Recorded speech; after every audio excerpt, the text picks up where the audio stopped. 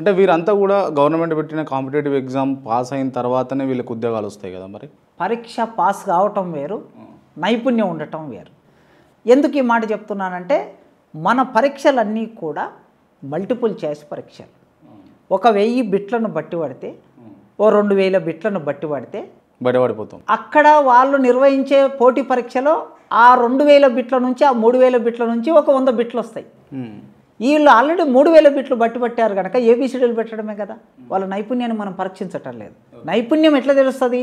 రాయటం వలన నీ రాత ఎట్లుంది, రాసేటప్పుడు అక్షర దోషాలు ఉన్నాయా లేదా, దానితో పాటు నీవు చదువుకున్న పొందిన జ్ఞానాన్ని స్పష్టంగా పేపర్ విన వ్యాస రూపంలో వ్యక్తం చేస్తున్నావా లేదా.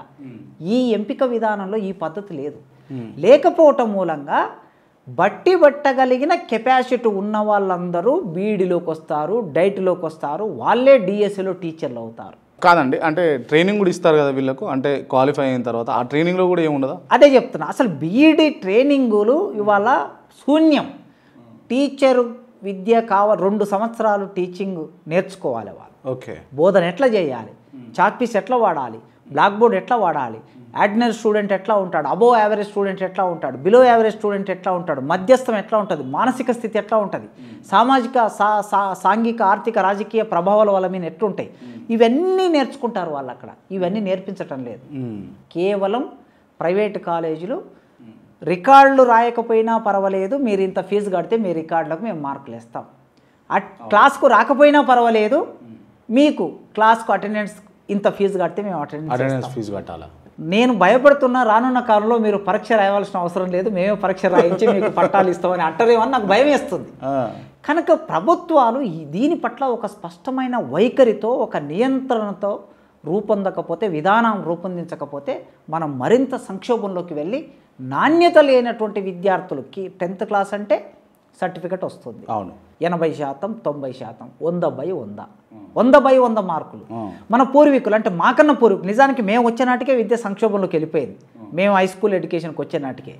మాకన్నా ఒక 10 ఏళ్ళు 20 ఏళ్ళు వెనక్కి వెళితే 10th క్లాస్లో 40-46 మార్కులు వచ్చిన వాళ్ళు చాలా ప్రతిభావంతులు అని ఆ రోజుల్లో. 50% వస్తే 50% డిగ్రీలో లేకపోతే ఇంటర్మీడియట్లో లేదా 10th క్లాస్లో పర్సంటేజ్ పాస్ అయ్యారంటే చాలా మెరిట్ కలిగిన వాళ్ళని అర్థం. మరి ఇవాళ 100/100 మార్కులు వస్తున్నాయి. ఎట్లొస్తున్నాయి అంటే మనం కొన్ని స్పష్టంగా బాధ్యత కలిగినటువంటి ఛానల్ మీద కనుక మనం సమాజానికి కూడా బాధ్యతగా చెప్పాల్సిన అవసరం నా మీద కూడా ఉంది. ఇవాళ ఏం చేస్తున్నారు, ప్రభుత్వం ఏమంటుంది, విద్యాశాఖ మంత్రి ఏమంటున్నారు, మీరు ఏం చేస్తారో తెలియదు, 10th క్లాస్లో 100% రిజల్ట్ ఉండాలి, ఇంటర్మీడియట్లో 100% రిజల్ట్ ఉండాలి అంటున్నారు. మరి 100% రిజల్ట్ ఉండాలంటే దానికి 100% రిజల్ట్ తీసుకురావడానికి కావలసిన మౌలిక వసతులు ఉన్నాయా లేదా అని ఆలోచించట్లేదు. అప్పుడు టీచర్లు ఏం చేస్తున్నారు, స్కూళ్ళల్లో ఏం చేస్తున్నారంటే చిట్టీలు చూసి నకల్ చిట్టీలు పెట్టి ఎగ్జామ్ రాసి, అంటే నేను ఇప్పుడు ఈ మాట అంటే కొందరు ఏమనొచ్చు అంటే 10th క్లాస్ పాస్ అయ్యి ఇంటర్మీడియట్ పాస్ అయిన మమ్మల్ని అందరూ మీరు అవమానిస్తున్నారు అని అనొచ్చు. కానీ నేను నిజాయితీగా రాసినటువంటి వాళ్ళని అప్రిషియేట్ చేస్తున్నా, అవమానించటం లేదు. జరుగుతున్న వ్యవస్థని మనం ఎవరో ఒకరు చెప్పకపోతే, సరిదిద్దకపోతే, అదే వ్యవస్థ కొనసాగితే రేపు ప్రపంచం ముందు మనం బొక్కబోర్లో పడతాం. అంటే ఇప్పుడున్న పరిస్థితుల్లో నకలు పెట్టి చీటింగ్ చేసి చూచిరాతలు ఉన్నాయా? ఇప్పటికీ ఇంకా చాలా చోట్ల కొన్ని సెంటర్స్ ఎట్లా జరుగుతాయంటే, ఫలానా సెంటర్లో ఎగ్జామ్ రాస్తే డిగ్రీ ఎగ్జామ్స్ కూడా అట్లా నడుస్తున్నాయి కొన్ని చోట్ల. ఆ సెంటర్లో వాళ్ళు కొంత డబ్బులు ఇస్తే అక్కడికి ఎవరు రాకుండా, స్క్వాడ్స్ రాకుండా, పర్యవేక్షణ లేకుండా ఎగ్జామ్ రాయిస్తారు, పుస్తకాలు ఇచ్చి రాయిస్తారు. దానివలన మనకు మంచి మార్కులు వస్తాయి, మనం డిగ్రీ పాస్ అవుతాం అని నిజంగా జరగటం మూలంగా డిస్టెంట్ ఎడ్యుకేషన్కు సంబంధించిన కొన్ని విశ్వవిద్యాలయాల సెంటర్స్ను మూసివేశారు యూజీసీ.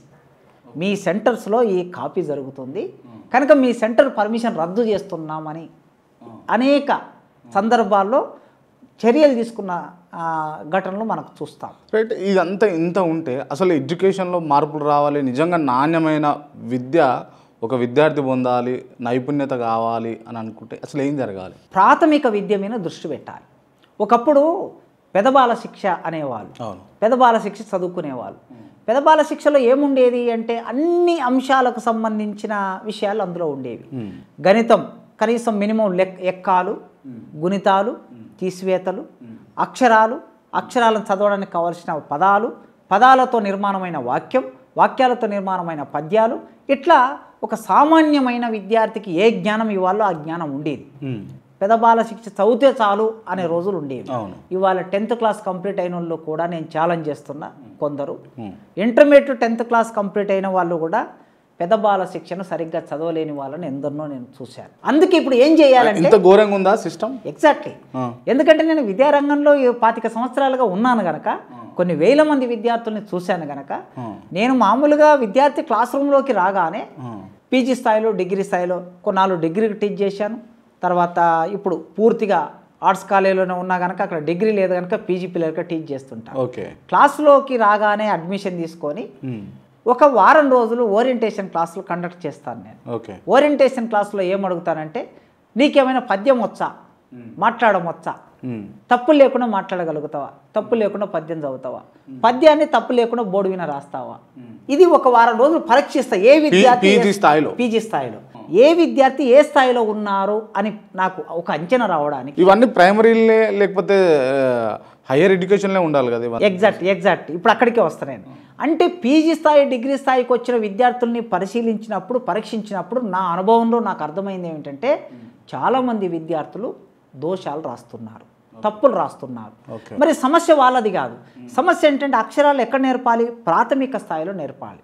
1వ తరగతిలో విద్యార్థి స్కూల్కి వెళ్ళినప్పుడు, లేదా ఎల్కేజీ యూకేజీ వెళ్ళినప్పుడు, ఆ పిల్లలకి 5వ తరగతి లోపుగా మాత్రమే మనం అక్షరాలని స్పష్టంగా రాయటము, చదవటము నేర్పించగలుగుతాం, పలకటం నేర్పించగలుగుతాం. ఇప్పుడు మన విద్య సరిగ్గా లేదు. అసలు ప్రాథమిక విద్యని వదిలేశారు ఎప్పుడో పాలకులు. ప్రాథమిక విద్య పట్ల దృష్టి లేదు వాళ్ళకి. ఎందుకు దృష్టి లేదంటున్నానంటే, విద్యార్థులకి తెలుగు అక్షరాలను సరిగ్గా నేర్పడానికి ఒక తెలుగు పండిట్ ఎక్కడ ఉండాలంటే 5వ తరగతి లోపుగానే ఉండాలి. కానీ ఆ పిల్లలకి పాఠాలను నేర్పించే పంతులు ఎవరంటే ఎస్జిటి పంతులు. ఆ ఎస్జిటి వాళ్ళు మ్యాథ్స్ వాళ్ళు అయి ఉండొచ్చు, సైన్స్ వాళ్ళు అయి ఉండొచ్చు, సోషల్ స్టడీ వాళ్ళు అయి ఉండొచ్చు.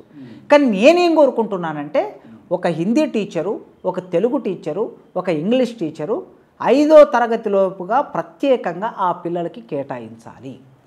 అలా కేటాయించినప్పుడు మాత్రమే వాళ్లకు మనం అక్కడ అక్షర దోషాలు లేకుండా రాయటము, చదవటము అనే నైపుణ్యాన్ని నేర్పించగలుగుతాం.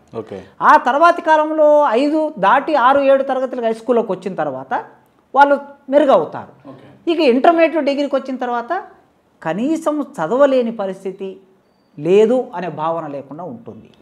వెంటనే ఇప్పుడు కేంద్ర ప్రభుత్వమైనా, రాష్ట్ర ప్రభుత్వమైనా దేని మీద దృష్టి పెట్టాలంటే, ప్రాథమిక విద్యారంగం మీద దృష్టి పెట్టాలి. మొన్న నేషనల్ ఎడ్యుకేషన్ పాలసీలో కేంద్ర ప్రభుత్వం మన విద్యా విధానం డిస్టర్బ్ అయిపోయి ఉన్నది, ఇది భారతీయ విద్యా విధానంగా లేదు, ఇది సమాజానికి నైపుణ్యాన్ని అందించే విధంగా మన పాఠశాలలు లేవు కనుక వాటిలో టీచర్ విద్యా విధానాన్ని కూడా, అంటే టీచర్ను ట్రైనింగ్ ఇచ్చేటటువంటి ఆ విద్య బీఈడి ఎడ్యుకేషన్ కూడా మార్చబోతున్నాం. 4 ఏళ్లకు బీఈడి ఎడ్యుకేషన్ పెడుతున్నాం అని ఒక అంశాన్ని ముందుకు తీసుకొచ్చారు. ఇప్పటి వరకు మరి ఏ రాష్ట్రాల్లో ఎక్కడెక్కడ అమలు అవుతుందో స్పష్టత లేదు కనుక కేంద్ర ప్రభుత్వమైనా, రాష్ట్ర ప్రభుత్వమైనా, రేవంత్ రెడ్డి గారైనా ఒక స్పష్టమైన విధాన నిర్ణయం తీసుకొని ప్రాథమిక పాఠశాలల్ని సరిగ్గా అభివృద్ధి చేస్తేనే మన సమాజం జ్ఞానవంతమైన సమాజం, నైపుణ్యం పొందిన సమాజంగా రూపొందుతుందని నేను భావిస్తున్నాను.